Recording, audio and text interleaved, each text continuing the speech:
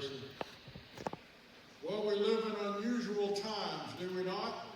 We're dealing with unusual situations. Our church has been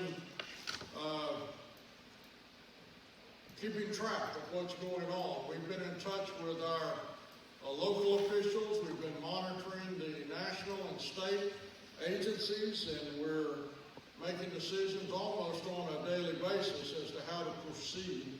And I wanted to spend some time this morning sharing with you about decisions that have been made. We met even early this morning before the services with our deacon leadership and discussed our situation as a church. Right now, our intention is to keep our doors open for worship, 8:30 and 11 o'clock. And we wanted to judge the numbers that are here to decide if it is a need, and we believe it is. And we encourage you to spread out and be safe. We want you to be safe, but we also want you to worship, and we want to make it available. We want to do what's right for the Lord. We are monitoring, as I said. We've been in touch with the Florida Baptist Convention. I speak at least every other day, every third day, with our representative in this area to find out what other churches are doing, and he calls to ask what we're doing. And we talk with local health officials, and we're making decisions based on those recommendations. Our intention now is not to have services in the evenings on Wednesday and Sunday evenings. And our intention is not to have the Awana program and the youth program, but we are going to continue in our worship programs at 8:30 and 11 o'clock. And it changes every week. But right now, those are our intentions. We want you to be aware of that. And we're together on that. We have people on both sides of the equation saying, well, we ought not to meet, and some say we ought to meet. And we're going to err on the side of meeting and worship. And keep it in your prayers, because it is a concern. But we're here to worship the Lord Jesus Christ. Amen. And I think there are different ways that people deal with crisis. We look around our nation, and I don't want to make anybody mad this morning, but honestly, I believe a whole bunch of what's going on right now is political as much as it is a physical situation. I'm not for 1 second saying this is not a dangerous disease. But what I am saying is be careful that you don't let somebody convince you of something that's just not true. Be aware. There are about 18,000 people so far this year that have died of the flu. Compare that to what we're dealing with. Is it bad? Of course it's bad. Any disease like that is bad. And we want to be safe. We want you to be safe. I think it's an opportunity for our church to expand our ministries. It's an opportunity for us to refine some of the things we need to do, like live streaming, putting our services on the internet for people to observe. It's an opportunity for us to reach out to those that are homebound and minister to them. One of our members ministers to over 80 homebound people. Now, right now, many of them are in nursing homes, and you can't get to them. We just can't do it. But many of our people are at home, and we can minister to them. Many of our elderly people are at home, and they should not be going to Walmart and mixing in with 800 or 1,000 people. But maybe some of our young people could go and get their groceries for them and deliver it to their home. So we're exploring new opportunities for ministry. So please keep us in your prayers. How do we respond to a crisis? Well, the normal way, as we look around our society, is fear. That's a normal response. Isaiah chapter 35, verse 4 says, "Say to them that are of a fearful heart, be strong, fear not. Behold, your God will come with vengeance, even God with a recompense. He will come and save you." You know, when you think about the children of Israel, they knew what plagues were. They knew what it was like to be challenged physically with disease. They dealt with it. They had to deal with it. But they also learned to depend on God. Please understand what I'm saying. I'm not being naive about this coronavirus that's going around. It should be taken seriously. but I'm also not naive about the power of God to walk with his people. And I think there's a great danger of us walking away from what God would have us to do and say, well, I'm going to do the safe thing. May I suggest to you that every apostle was killed because of their faith in Jesus Christ, except for John. Every one of them. The Bible does not promise easy sailing. The Bible does not promise. In fact, when Peter cried, Jesus Christ, bid me come to you in the storm, Jesus said, come through the storm. He doesn't always calm the storm, but sometimes he uses that storm to give us an opportunity for ministry. If Simon Peter had not been called through the storm, we wouldn't be reading about it today.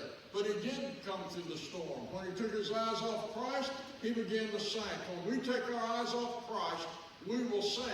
But when we fix our vision on him, when we focus on Jesus Christ, not only will we rise above the storm, but I believe he gives us clarity of thought. In Isaiah in the Old Testament, he said, fear not. In Matthew chapter 6, verse 34, he said, take therefore no thought for the morrow shall take thought for the things of itself. Sufficient unto the day is the evil thereof. Both in the Old Testament and the New Testament, the recurring theme, as I said last week, the term fear not appears 63 times in Scripture. God knows that we have fear, but the Bible also says, God tells us, I've not given you the spirit of fear. So where does that come from? If it doesn't come from God, it comes from somewhere else. So if we're not given the spirit of fear, I believe it's part of our human condition. I believe it's part of our sin nature. I believe the exact opposite of fear is faith. I believe the opposite of being fearful and trembling is to be faithful and steady, knowing that we have a God that is very much in control. Matthew 6:34 says, sufficient unto the day is the evil thereof. Why did sickness come into the world in the first place? I believe because of sin. You know, when Adam and Eve were created in the Garden of Eden, if you'll go back and study Genesis and you'll study creation, you'll find out that God created them to live forever. Now think about it. Challenge me on that. Go research that. It was not until sin entered the picture that death entered the picture. I believe disease came into the human state because of sin. Don't blame it on Adam and Eve. We do enough on our own. As I said, the opposite of fear is faith. In Psalm 23, verse 4, part of that famous passage is, yea, though I walk through the valley of the shadow of death, I will fear no evil, for thou art with me. Thy rod and thy staff, they comfort me. Lack of fear, presence of faith, is not an excuse for careless action.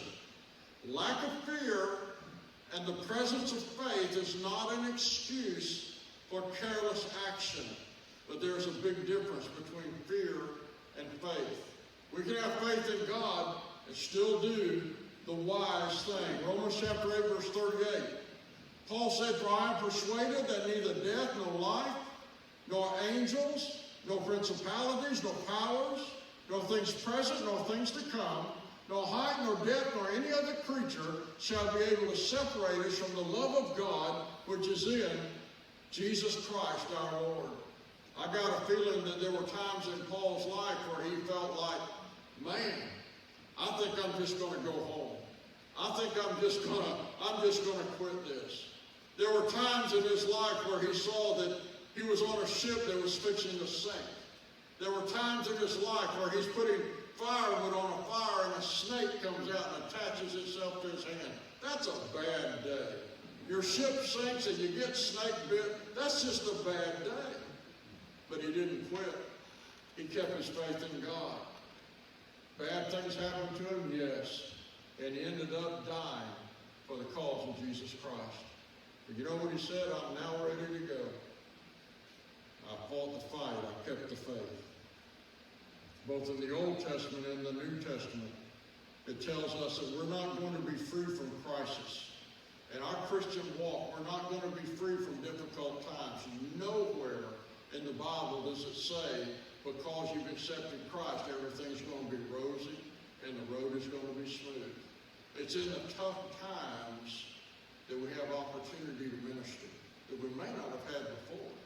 It's in the difficult times. Do you realize in all of American history, when we have had crisis, when we have had wars, when we have had sicknesses, that's when the church is filled up. That's when people began to come to church. I remember fairly recently, when Hurricane Charlie hit this area, we had more numbers than we had ever had in church before. We had a couple of young guys that came down from the Southern Baptist Convention. They introduced themselves to me, and they said, we understand that you guys have been hit with a terrible storm here, and many times when churches experience something like this, they end up closing their doors. And we just wanted you to know that we're not forgetting you, we're thinking about you, and that's nice. I appreciated that. And one of them said, I'm here to preach for you next Sunday. I said, listen, I appreciate you coming, but I'm preaching to more people in this church than I've ever preached before. You're not about to preach for me next Sunday. But thanks for coming. Thanks for making the trip. We need to be aware of the opportunities that God lays in front of us to do ministry, perhaps in a new way. We need to be aware of the opportunities that God has given us to use the technology that is presented in front of us, and we're doing that. We're trying to produce now live streaming of our services where if you cannot come, stay home. If you're not comfortable coming, stay home. If you're sick, stay home. Now that's the last time you're going to hear this Baptist preacher tell you don't come to church. But my point being, folks, there's a reality of a sickness in our nation. We're aware of that. We're not naive. We understand that. And if you're not comfortable, go home and watch it on TV. I don't know how it looks on TV, but we're trying to make it as good as we can. Well, we respond with fear normally, but I believe fear is the opposite of faith. I'm not talking about a sensible awe of what God is doing. I'm talking about a shaking, debilitating fear. And I believe that's present in our nation today. I believe we've got some very fearful people today. But listen, we have a great God that is very aware of what's going on in our nation. Maybe we shouldn't be asking, where should I hide? Maybe we should be asking, what is it God wants me to do? What is the opportunity that God is giving me to go minister?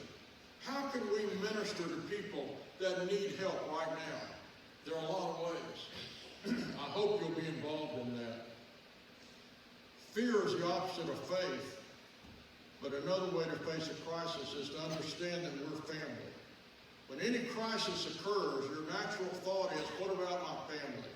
What does this mean to my family? And I'm going to surprise you, I know, but I have 2 granddaughters. And anytime something like this happens, my thoughts automatically go, what's happening to my grandkids? And eventually I'll think about my daughters, but I do think about my grandkids. What can we do to protect our family? Well, we have a church family as well, do we not? And our church family, you know, the Bible talks about how the body is many parts. The church family, the church body is described as a physical body. And I've shared with you the example before. You get up in the middle of the night, we're putting new floors in our house, and I've moved to a different room. Nanette loves to rearrange furniture. If I put it in one spot, in 20 years, it'll still be in that spot. But she likes to move furniture around. So I get up and walk right into the wall in the middle of the night. And you talk about disorienting and confusing. You're thinking, wait a minute, there used to be a door right here. Things happen to us as a church family that can be disorienting and confusing. Things change. We rearrange the furniture once in a while to be more efficient. But we're still family. And when one member of that body, one member of that family hurts, we should all respond. If you stump your toe on a piece of furniture, your whole body reacts, does it not? And you go into a rain dance and you bounce around the room a little bit, and then you realize I'm going to live after all. But your body responds. May I suggest to you that the body of Christ should respond when any part of that body is in need or is hurting. How we respond determines the health of our church. In Matthew chapter 25, verse 35, it says, Jesus said, "For I was hungered, and you gave me meat. I was thirsty, and you gave me drink. I was a stranger, and you took me in. Naked, and you clothed me. I was sick, and you visited me. I was in prison, and you came unto me. Then shall the righteous answer him, saying, Lord, when saw we thee a hungered, and fed thee, or thirsty, and gave thee drink? When saw we thee a stranger, and took thee in, or naked, and clothed thee? Or when saw we thee sick, or in prison, and came unto thee?" And here's the important verse. "And the king shall answer and say unto them, Verily I say unto you, inasmuch as ye have done it unto one of the least of these my brethren, ye have done it unto me." I believe this crisis that we're in, and I believe it is a crisis, I believe this situation that we find ourselves in today as a church and as a people is going to be an impressive test of who we are as a church and as a people. I believe it's going to be a test of how we minister and a quality of ministry we truly believe in. Do we believe in ministering to other people? Do we believe in reaching beyond the walls of this church? Or are we a salt shaker church? And we're going to close the doors. I don't even want to use those terms. We're going to open the doors of ministry. We may be doing ministry in a different way for a while. We may be ministering to people with different methods for a while. And maybe, hopefully, in a month or two, everything will be back to normal. But it's an opportunity for us to grow. It's an opportunity for us to expand. And I hope and pray we'll seize that opportunity. Fear is one way that we face a crisis, but the opposite of that is faith. And the important part is family. And the power to heal family comes from our Heavenly Father. John 17, verse 15. Jesus is praying, and he's praying at a time when he knew what was fixing to happen, but the followers didn't. And they were a little confused. But Jesus said, "I pray not that thou shouldest take them out of the world, but that thou shouldest keep them from the evil." That's an amazing verse when you think about it. Jesus is saying of his disciples, I'm not praying that you take them out of society. I'm not praying that you take them out of the world. Some Christian communities or faith communities think that they need to go cloister themselves away from society. Let's just go up to the mountaintop. We've seen that happen over the years. Let's go buy a mountaintop, and boy, everything will be great. And I guess they think they're getting a head start on the rapture. They'll be a little higher than everybody else. But they cloister themselves away from the world. Jesus said just the opposite. He's saying, I don't want you to take them out of the world. I want them to be in the world. Listen, Jesus said we're to be salt and light. And in order to be effective as salt and light, we have to be engaged. We have to be in the world. We have to be in society. And we have to trust it to the Lord. I pray not that thou shouldest take them out of the world, but that thou shouldest keep them from the evil. They are not of the world, even as I am not of the world. Sanctify them through thy truth. Thy word is truth. And I think that's a key word today, is truth. If you're getting your truth from any television station or cable station, watch your step. May I suggest to you that truth is found in the Word of God? Jesus said, I am the way, the truth, and the life. No man cometh unto the Father but by me. In that same passage, Jesus also said, I'm praying not just for these, but I'm praying for those that will come to me. And you know who that is? That's us. That's us. 2,000 years ago, Jesus was praying for you, and he's praying for me. 2,000 years ago, God knew that we'd be here today facing a health crisis in our nation. 2,000 years ago, God knew this was going to happen. It didn't surprise God. What is it that he would have us to do? How would he have us to raise his son? How would he have us to exalt Jesus Christ in a difficult time? It may be that we're going to face more difficult times. It may be that we're going to face more serious crisis. in the future. This might be a test run. Have you ever thought about that?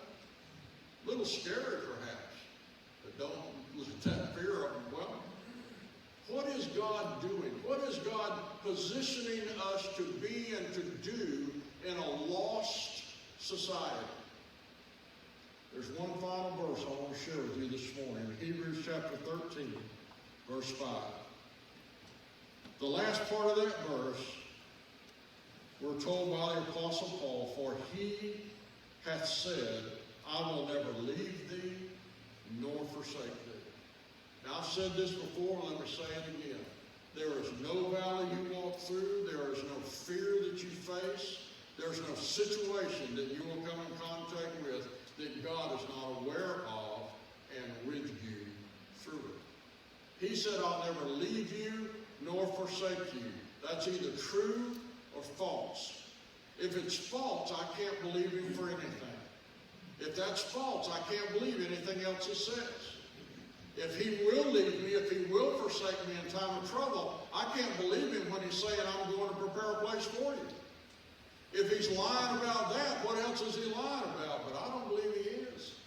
He said, I'll never leave you nor forsake you. That means that no matter what valley experience we go through, he's there.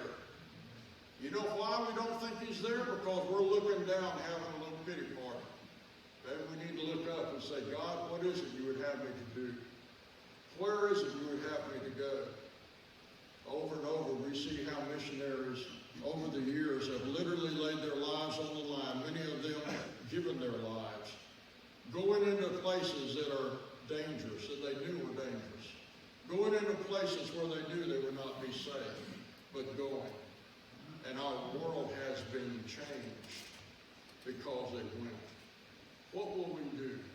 What would God have you to do? Do you have a neighbor in need? Do you have an elderly neighbor that may be fearful of going out and buying groceries or fearful of going to the pharmacy to get their medications? Do you have an elderly neighbor that might just need to talk to somebody a little bit? Perhaps they go through the whole week alone in a home. Perhaps they go through the whole week not being able to have human contact with another person and speak to another person. Could it be God sending you to that front door? Could it be that God has put you where you are so you can minister to those people that are around you? Could it be that God has given you your health and a set of wheels so that you can go do ministry for someone else? You're going to be hearing more about this, but I think it's something we should have done without the coronavirus.